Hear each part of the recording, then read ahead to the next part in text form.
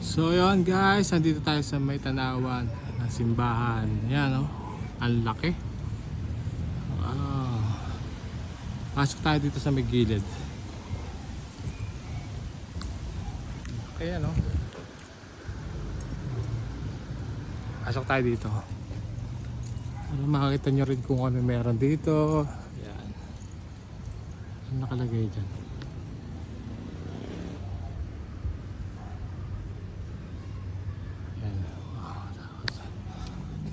Pasok tayo. Kasi may gilid.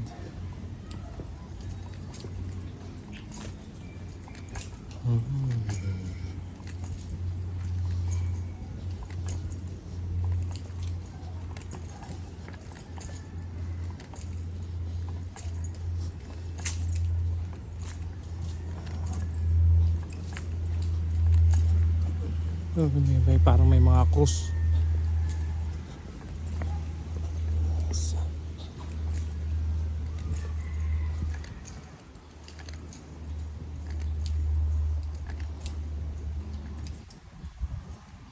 Oh, wow. Si Jesus ay hinatulan ng kamatayan. Yan siya. Kabila.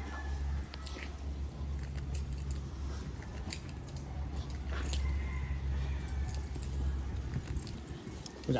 Ay, wala ka natin. Bravo. Okay na. Ito naman.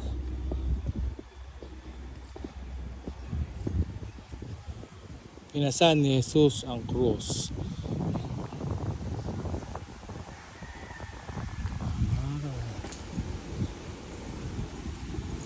Ganda rin dito.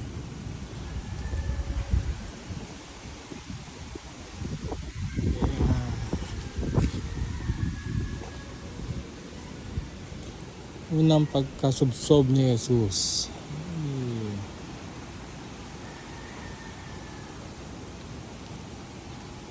Tayo. Okay. Ito lang po. Wala ko na.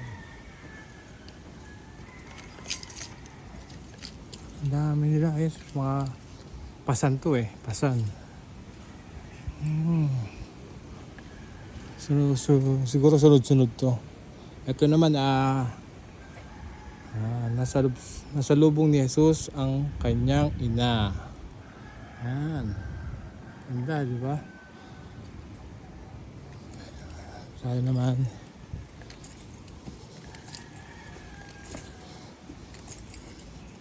Yan, malapit na rin ang mag-aaraw. So yun, ito yung makikita nyo sa may tanawan, simbahan. Ito naman, tinulungan ni Simon si Jesus na magdala ng krus. Diba? Kompleto, no? Mga detalye talaga. So dito naman ay ayan, si Veronica. So pinahira ni Veronica ang mukha ni Jesus. Ayan. Ito naman. Oh, di ba? Sunod-sunod, oh. Ikalawang pakasubsob ni Jesus. Ayan, ganda. At dito naman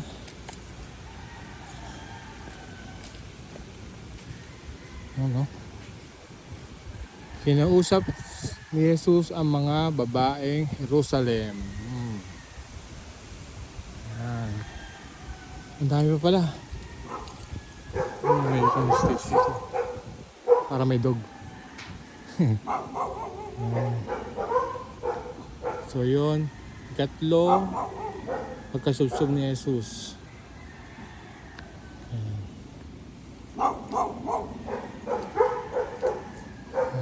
Meron ito aso. Ano na sana. Ayan. Si Jesus ay hinubaran ng kanyang damit. Oh, di ba? Ang ganda rito.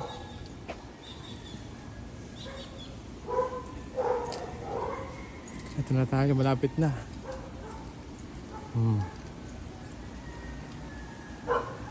Ito naman ay si Jesus ay ipinako sa krus. Ganda.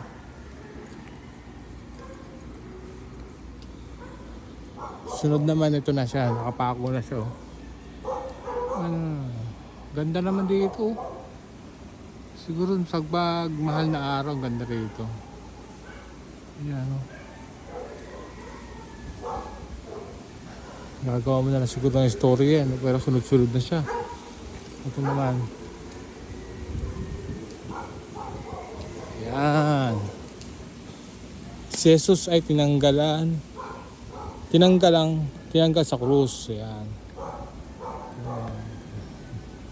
Ayan ang mama niya, Mama Mary. Sila yung mama niya. Ayan. So yun, dito sa taas, yung ganda.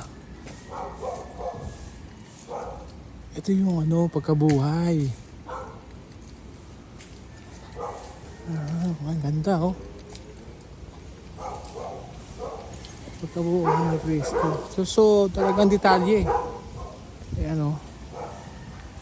Diba? Si Jesus ay inilibing. At ito na siya. Dito siya inilibing. Oh. Ayan si Jesus. Ang ganda oh. Dito siya inilibing oh. Talagang kuweba siya.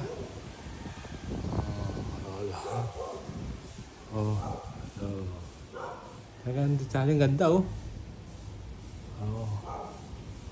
Diba? Ganda. So yun. Ito yung huli. Pagkabuhay na yan siguro. Yan na yung pagkabuhay pala. Yan ah. Yun. Diba? Ganda. Detalye talaga to. Ito na siya. Yung huli. Ito'y banal na puok. Igalang natin, magdasal tayo. Ayan na siya.